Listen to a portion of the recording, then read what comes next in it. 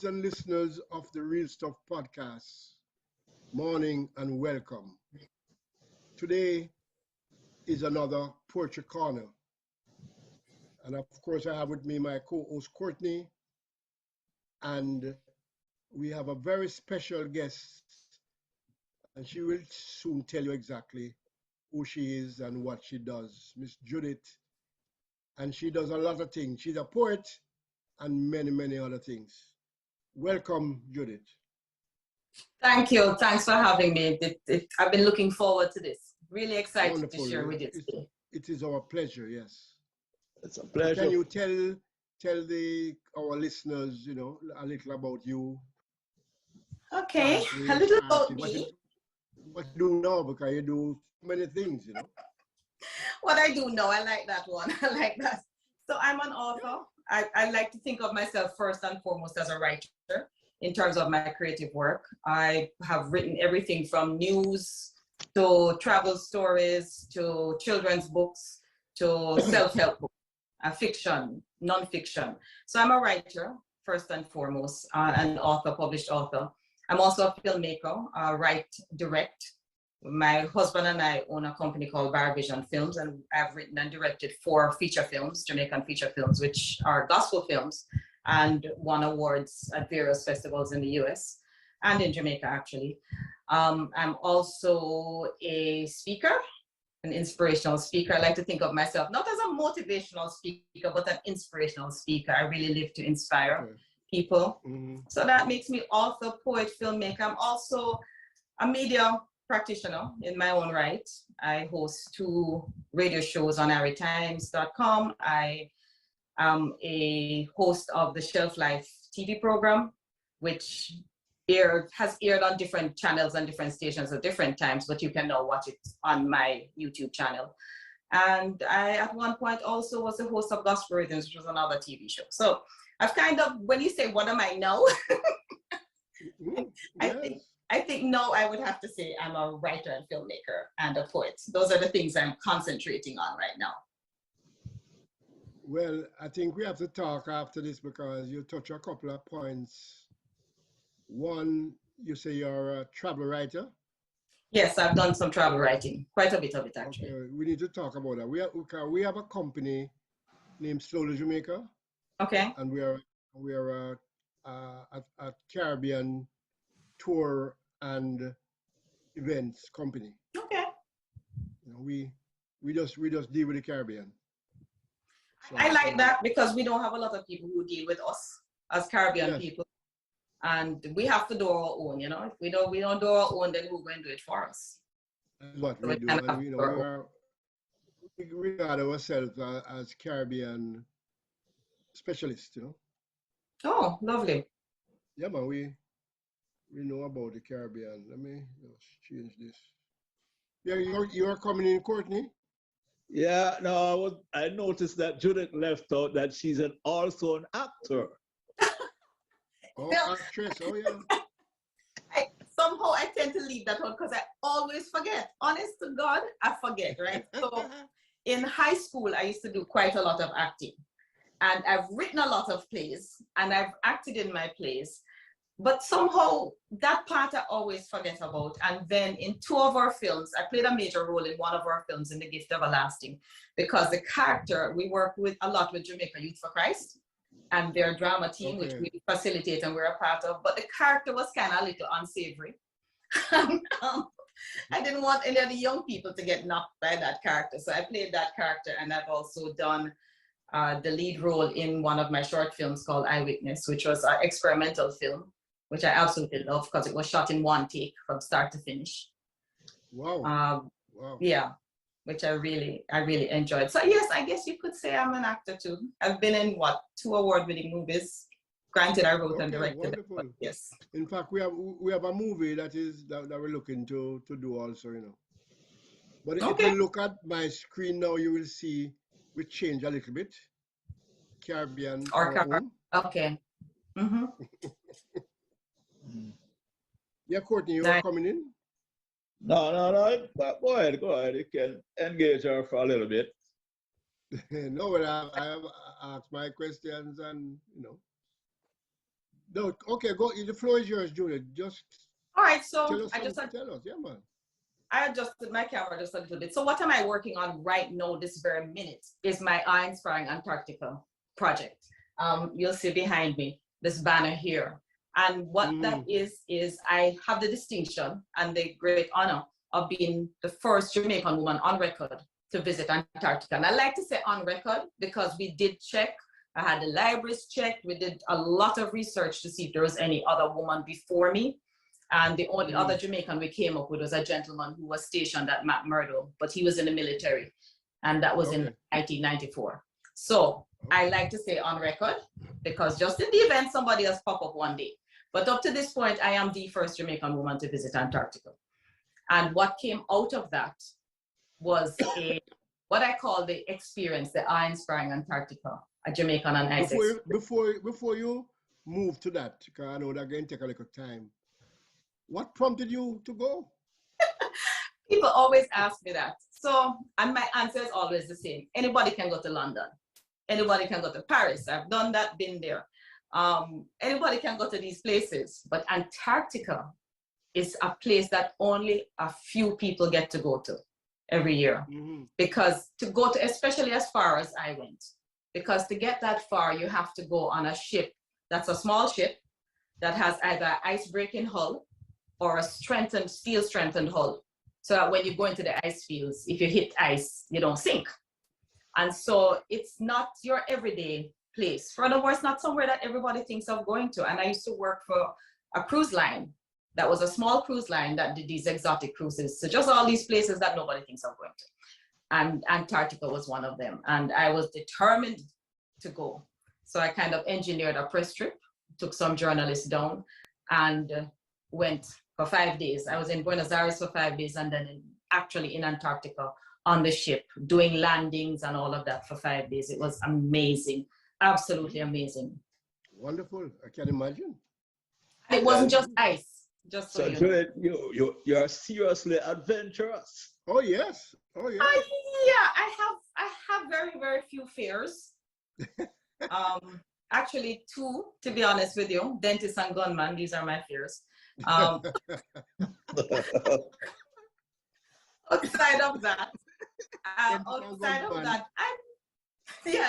and I'm not sure which order either, just so you know. But yes. Outside of that, I just feel like the world is just there and it is big and it has all these beautiful and amazing things in it.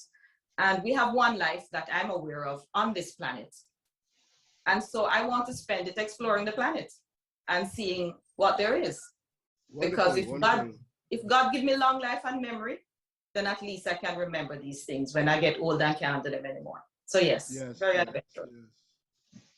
Yeah, I am a lot like you in that regard, except I have decided to know as much of the Caribbean as I can. And it has some very nice places in the Caribbean that most people don't even know exist. Yeah, the Caribbean is beautiful. The Caribbean is definitely beautiful. What I consider myself doing is bringing my Caribbean flavor to other places in the world.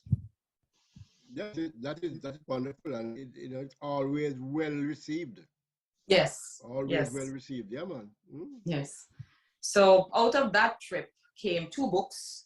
One of which is this one, the Aaah-Inspiring Antarctica, which is a coffee table book, and this one, which is a children's book, which is actually the hot seller, because what I did was I took my photos and I put them in the children's book as photos. So I didn't dumb it down for the children. I gave them the real stuff, and people really love that. That is lovely, yes.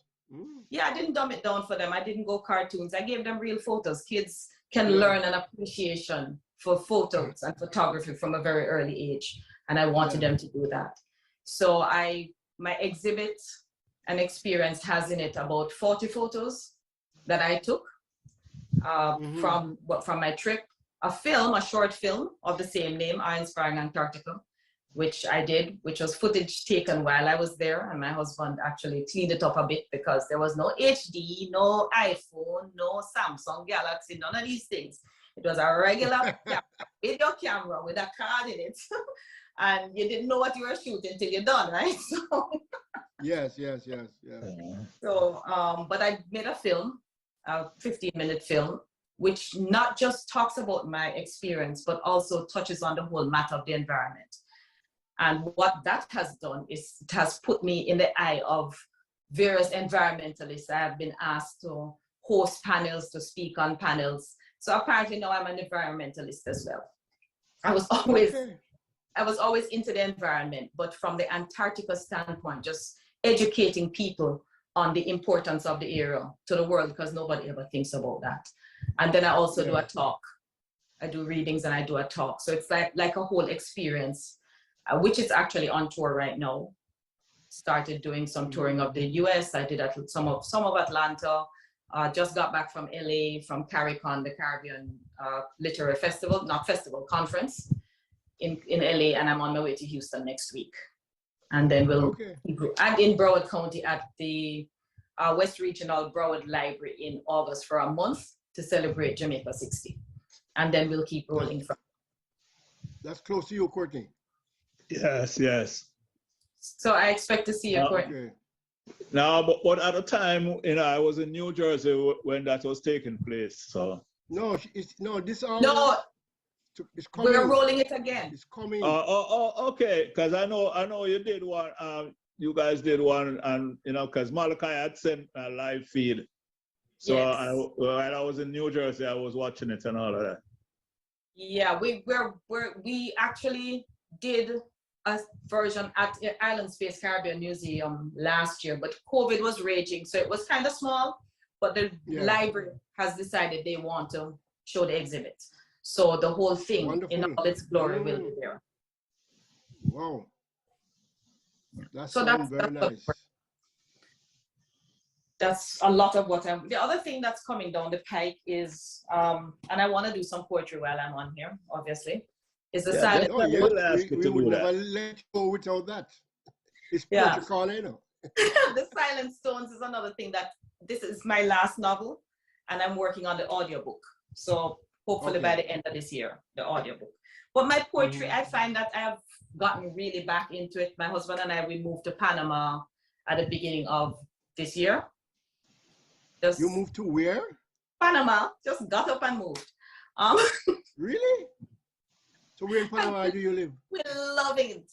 An area called Puerto Armuelles that nobody never hear about. Hear about it.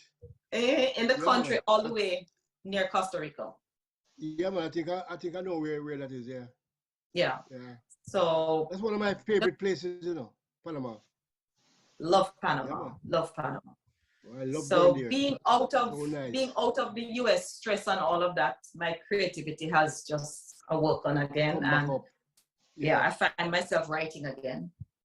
And really, really concentrating a lot on my poetry. On top of which I'm a militant and a social issues, mostly poetry. Not as much the romantic stuff, but I'm definitely militant. I'm social issues that pop up, things will come to me. And so this is kind of like a really big time that a lot of my writing is happening. I do have a poetry book, which is called Scream and Riot, which is the title of one of my poems. But it's, I did it mostly just to be able to have a collection in one place. My next poetry book will have all my best work. Okay, wonderful. So start us off then now. All right, well, they say I'm a poet. And I like to start with this one. I am no poet. I just write words. Words that shut up in my bone like fire. Words that flow from pen nib to paper, from finger to keyboard, blazing up thoughts, soothing soul. My words have no grammar, no rhythm, no rhyme. My words are Roman letters strung together that burst forth from my belly, puncturing the air with force. They are pinpricks that strike conscience with precision, unsettling minds, opening eyes. My words make big man weep and babies smile, break hearts and heal wounds. My words are missiles, militant, dropping bomb like rain, bringing pain, crushing concrete blocks into splinters, sending shrapnel flying through space, rippling oceans and causing waves. I am no poet. I just write words. Syrupy sweet words like samphire lips, igniting passion, stirring loins, blushing your cheeks, causing you to bust out a laugh, conning you into foolishness. My words lack syntax, punctuation, capitalization. Sometimes them even lack sense because I am no poet. I just write words. So I want to share this next one because I love this. This is beautiful. Yeah, man. I love it. This one is called Black Before Time. And I'll tell you the genesis of this poem. So Malachi Smith started this school poets tour in Jamaica, and I'm a part of that annual tour. And I have a signature piece called 365 Black that I normally do. And whenever I do it, I ask the kids what they know about Black history. And it's always about slavery, always about slavery. So one day I just get vexed in the class and write this. It's called Black Before Time. Our history did not begin with slavery. It began with mighty Nubian queens and kings, emperors, pharaohs, and great things. It began in a garden, a story untold, a continent so rich our ancestors lined their chariots with gold. To confuse us and misuse us, they divide us and deride us, teaching us that the browner the skin, the more we will win, the less the melanin, the richer the thing, forcing it into a psyche till we all bleach out with skin. Pitting brother against brother in a fight to be seen as equal but better. House slaves treated with less disdain, yet forgetting that slaves, they still remain. But our history did not begin with slavery. It did not begin on a ship. Our history transcends voyages on ill-fated trips, more than savagery and pain, more than jungles and dancing in the rain. We were the creators of the alphabet, while the West was still illiterate. The first calendar man ever know was created 5,000 years ago. Builders of the pyramids and sphinx, modern engineers still can't think. A legacy rich with science and math. We charted civilization's original path. Our history did not begin with slavery. Don't make them trick you with tomfoolery. Our history did not begin with slavery. Wow. I'm telling you. Magnificent. Speechless. Amazing. I love to teach our young people our history because they kind of just feel like all they know is slavery. Every time you talk to them, they talk about slavery. And it's important that they understand that as horrendous and horrific as that was, and inhumane as that was 400 years of thousands of years. And what we have been conditioned to do by the slave masters and their descendants is to believe that this is our history. And this is all we ever were. That is why us have to write about us. Mm-hmm. Yes. If we don't, we are dead. Yeah, we're dead. And it's important that we teach our children. So last weekend, Malachi, myself, my husband, and Michael Brown, we were in LA for a CARICON literary conference. And on Sunday, we went to Lamert Park, where they have just like, it's like an open market on a Sunday. You bring your tent, you bring whatever you sell. And they have a drum circle there. And this Haitian drummer has his drum circle there, and he is amazing. And while he was there drumming, I was there dancing, because in another life, I used to be a dancer, right? Yeah, because I definitely wanted to ask you about that, but since you preempt me, so because when I saw the pic, I was just really laughing. I said, well, this lady's a big time dancer. Yeah, in another life. Oh, you saw the video on my Facebook? Yeah, because we're friends on Facebook. I saw it, yeah. Yeah. So I was just dancing up a storm. And my ankle was hurting me, just my ankle did wrap. I had an ankle problem, but I couldn't stop. And this came out of me. So a lot of my current work starts as a Facebook post of one line. and it doesn't end till it ends as a poem. So this came out of me watching this Haitian drummer and just dancing along. Through the sound of the drums, my ancestors speak. Come, children, dance. Dance yourself into history. Let the rhythms capture your hearts. Let your spirit soar free, yours meeting mine, the present and the past. Dance until the heat of the pavement still your feet. Dance till breath seems hard to draw. Dance till you lose yourself. Dance till nothing matters. Beat the drums, kete drum, bongo drum, congo drum, djembe drum, brass, bass drum, nyabingi drum, drums of the heart of the motherland, Africa.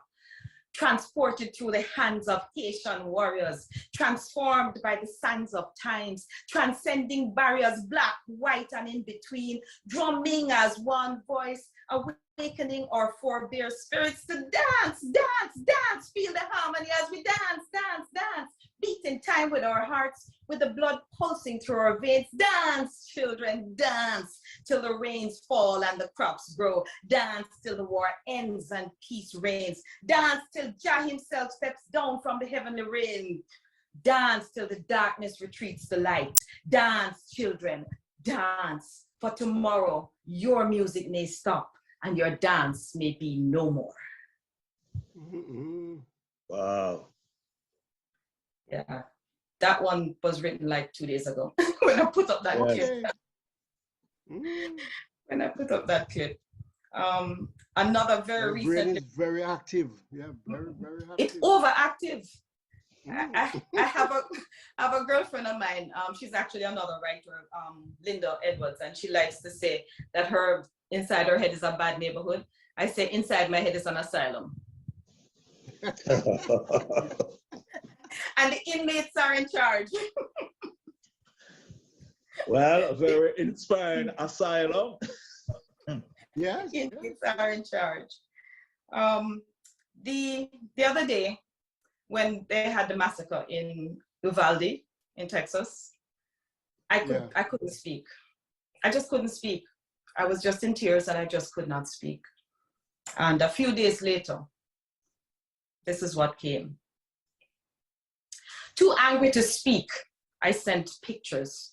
Faces of dead children slaughtered by greed, murdered by your indifference, your callous disregard for anyone's life but your own. Too angry to speak, I shed tears. Tears for a country in tatters and ruins, where freedom is not free, where rights are for the few. Tears for empty hearts staring down at empty beds, for silent streets where children used to play, for classrooms stained with blood. Tears of sorrow, of frustration, for cowards in uniforms who kill unarmed Black men while scared children bleed. Too angry to speak, I write words. Words that will change no one but those who desire change. Words of rage, words that should pierce the conscience of the unconscionable. Words I know will bounce off walls and fall on deaf ears while they practice their inhumanity. Guns hugged tightly by arms that should be hugging children. Words that scream blood, blood-stained hands that can never be clean. Too angry to speak, I pray. I pray for less thoughts and prayers and for more action. I pray that there is indeed a hell, not the hell of sinners, but a hell of depth where true evil will burn and perish. For lost generations of vipers raising more of the same. For insanity diagnosed but untreated. I pray for my own soul, that the darkness seeping in will not fester and grow, but will one day give way again to light. So that's kind of how I get my frustrations out. I have to write them because I feel like if I speak, I'm just gonna scream and scream and scream and scream. So I have to write them out. I have to write them out. More? Yes, we have more. Okay. So this piece is for Jamaica.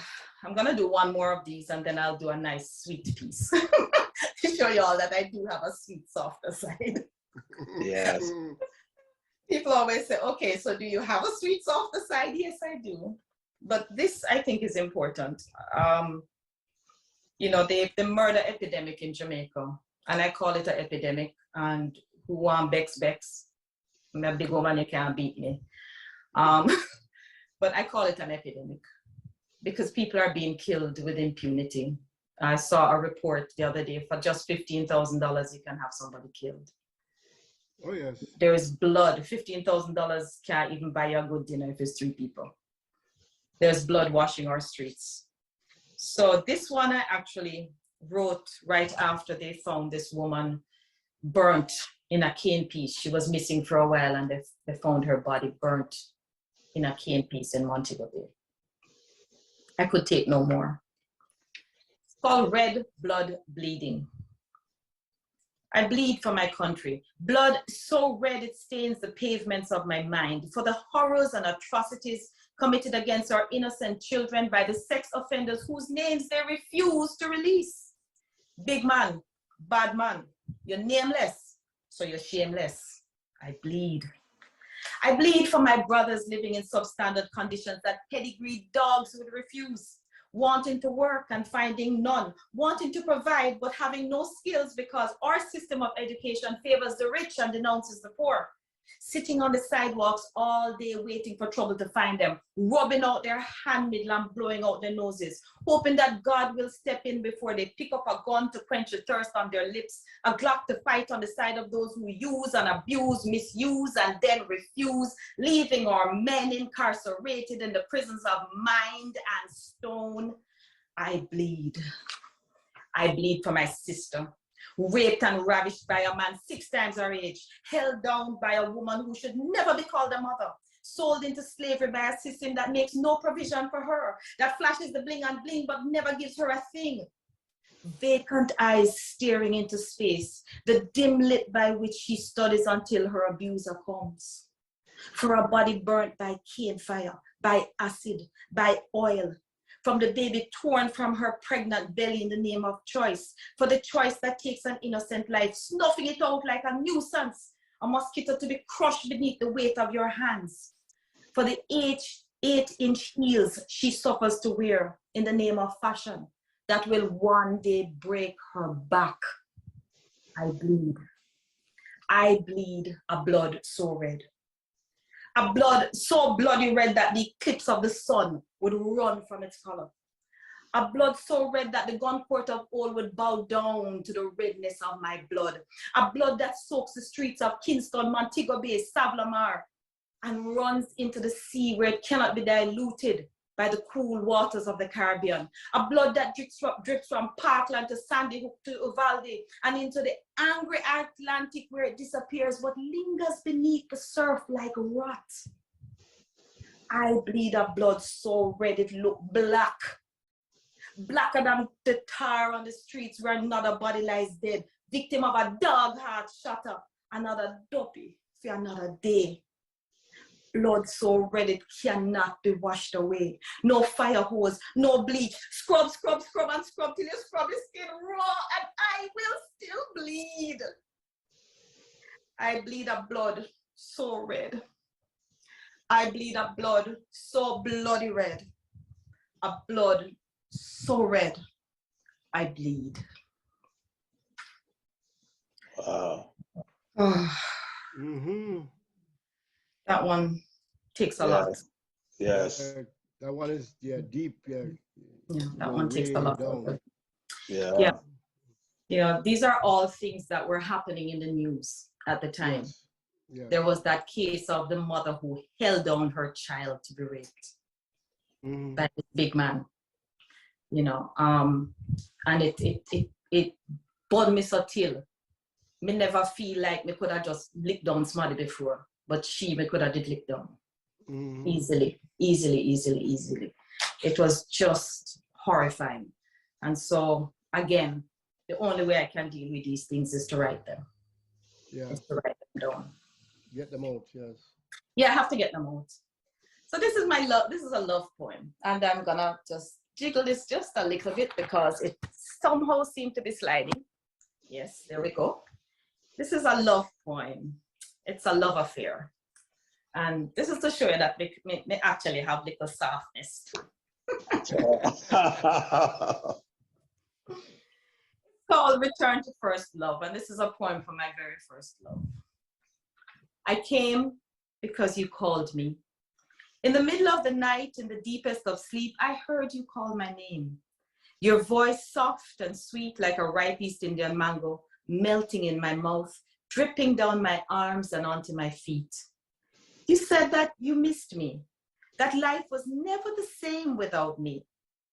You called me home to your waiting arms, wide open like thatched palms that line the rugged shores of St. Mary, arms that would embrace me, envelop me with love, love that drips from your lips, painted blood red like an Aaah-Inspiring apple, lips that touch mine as gently as the turquoise waters of the warm Caribbean, caressing the sandy shores of Negril's 7 long miles of beautiful beaches. You called me, said you needed me and that I needed you too, that I would never find anyone to love me the way you do, the way I once loved you. And so I came because you called me. From the heights of the Blue Mountain to the depths of the Black River, from moonshine nights beneath swaying bamboos that line Bamboo Avenue to the folly of Port Antonio, I heard your voice, cajoling, beckoning, demanding, sweet talking me to come to you. And so I came because you were my first love. On your dark soil, I made my first steps. Beneath a jackfruit tree where my navel string disintegrated into your soul and your warmth soothed me to sleep. Jamaica, my sweet, sweet Jamaica. I came because you called me home. That's my love poem to Jamaica. I need to beg you this poem, you know, because this is a tourism poem, you know. Well, I actually am about immense quality. Thank you. Thank you. Yeah, man. I've had a couple of people ask for it. I'm actually about to just put it on my site so they can, in a designed fashion, so they can download it and have it. Yeah, but I need to beg you it for my tourism thing. Yes, fact, sure. That is my love poem to my land. Yeah, man. That I love. In fact, there's a very similar thing done by Panama that she wrote in reggae jazz Homeland. You must listen. I send it to you. We can listen to it. Yes, yes. You know? Please do. Yeah, please do. I will. Yeah, man. It's the same kind of power. Same kind of power. I mean, you're talking about, you know, the Blue Mountains, Folly. I mean, these are brilliant. Really, really brilliant.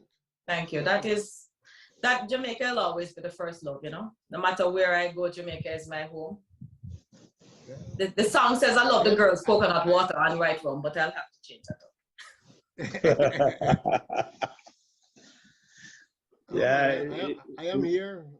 I'm telling you. It's the way the depiction with even the jackfruit tree, you know. Yeah, man. Yeah, I mean, and the Aaah-Inspiring apple and all of that, you know, talking about you know, the fruits that Jamaicans really eat.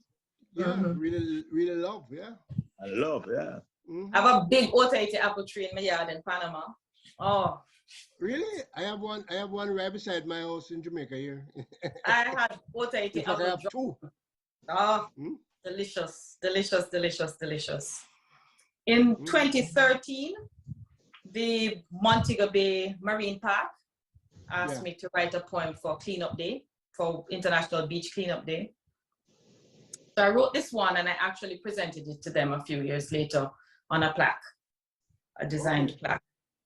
It's called Garbage Runs because, you know, we have a garbage problem, right? Throwing off garbage anywhere, everywhere. Well, you're not here now. You're not in Jamaica now.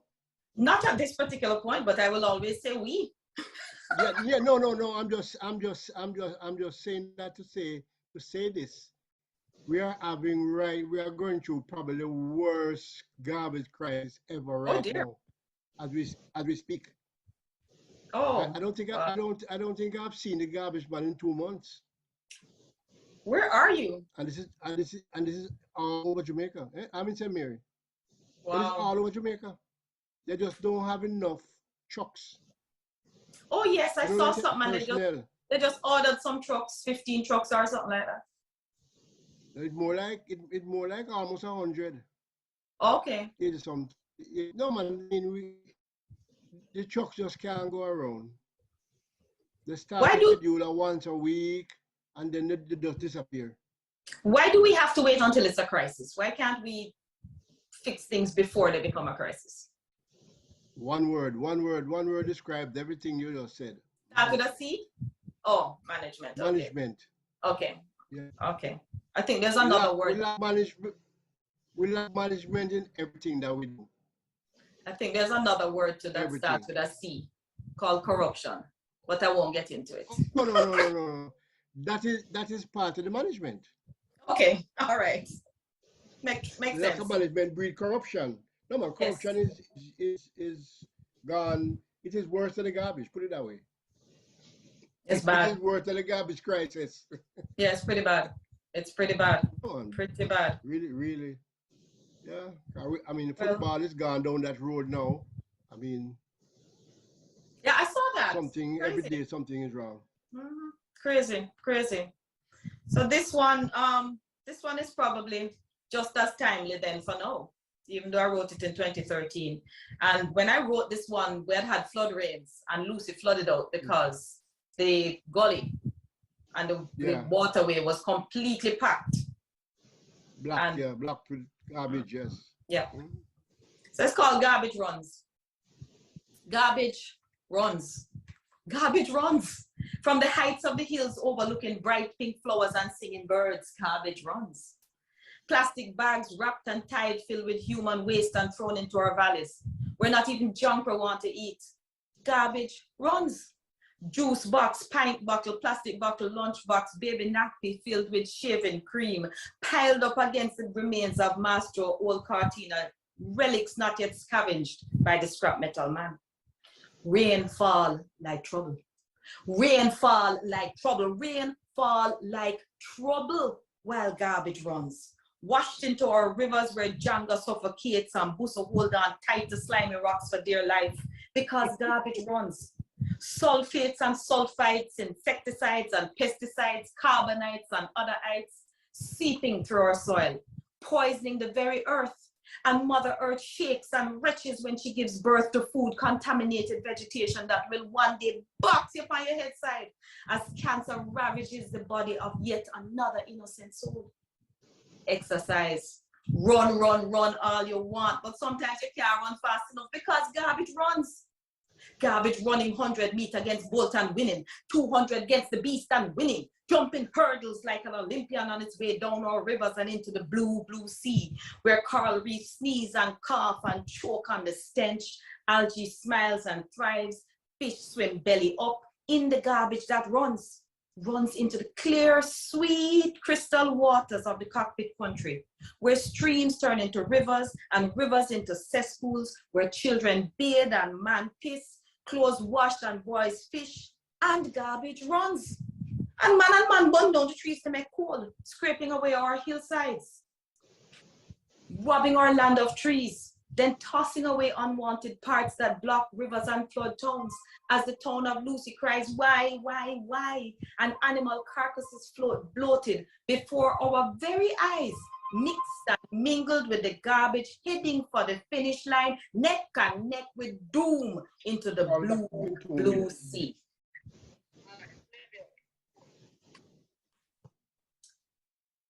So that was Garbage Runs. Okay, who know that garbage could run faster than Usain Bolt? Yeah, man. Usain Bolt. So it's time for us to get over here. Yeah, so give us a... All right. I'm going to wrap you up then with something fun. Yes. All right. So this last piece that I'm doing is called Concert Time. I like to wrap up with this because it's fun. So everybody remember Wriggling, right? So you sing along if you know it. There's a concert here for you and me. There's a concert here today. There's a concert here for all of we. There's a concert here today. Sing along, there is a concert here today. There's a concert here today. So take your seat and pose your best. There's a concert here today. Done your breakfast and take your seat. It's time for the TV. Turn on. Pretty little baby a one-eye jack. All big woman a sit down. No bother me for the next hour. Me no care if your belly a run. No bother me, Mr. Little Girl, cause concert time a come. Left the juice box diner and jump the fence. The dandy shandy done. Grab your beverage, Sam. Miss Pat left the broom, cause concert time a come.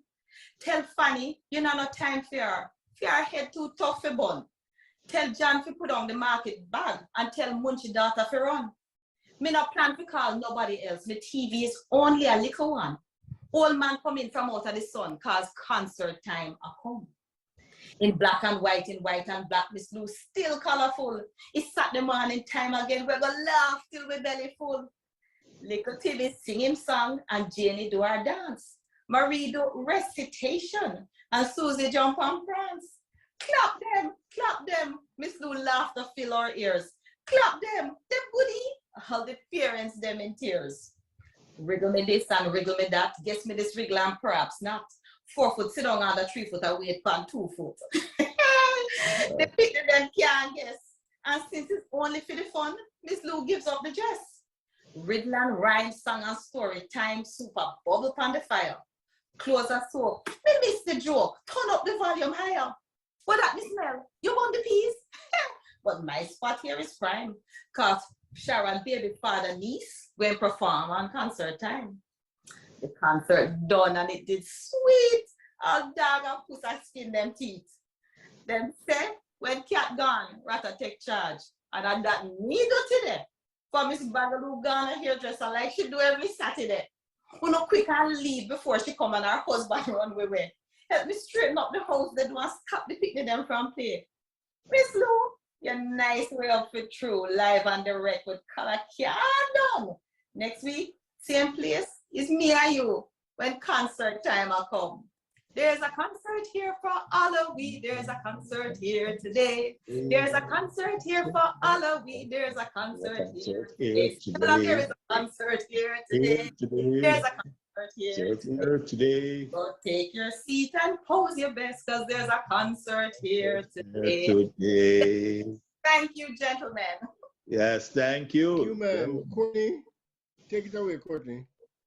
Yes, listeners and viewers of the Real Stuff podcast, thank you for listening in, and to our special guest, Judith Falloon Reid. It was a wonderful day with her, and you know, the takeaway is Black history. It didn't start with slavery. Oh yeah. Yeah, and you know what?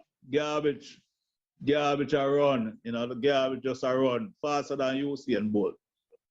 So it was really, you know, I just said this is an iconic day. You know, this is gonna be, you know, legendary with the Real Stuff podcast. And surely Judith will be back and for, you know, part 2. And I hope we are all just waiting and anticipating to hear her again. Back to you, Flavors. Yes, thank you very much, madam. Thank you very much. And, you know, thank you, gentlemen. Courtney will speak to you as to how early you can come back and spend some more time with us. This time was really, really, really wonderful. You know, we love having you here. Blessings. I know our listeners and viewers will, you know, find you very exciting. So we thank you very much. So until next time, we're going to go out of here.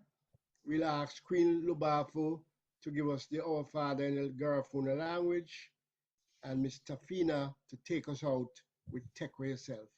Thank you very much. You lead us full. You belong far away away. Ajugwala lebobu seru. Lida mua, lida sungfula. Lida mua, lida sungfula. Well, unfortunately, this is it. Till next time. Bless.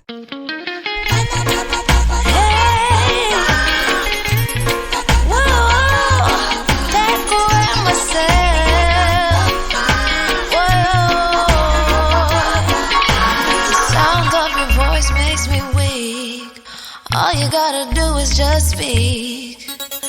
One word is enough, and I'm no longer so rough. I forget what I was trying to say. I no longer do what I was gonna do, but you're no good for me. That's why me know what set me if it could flee. Me I fi take away me say. Me I fi take away me say. Me I fi hide like a thief in the night. Me I fi get out the side. Me I fi take away myself. I fi take away myself. I fi utilize that.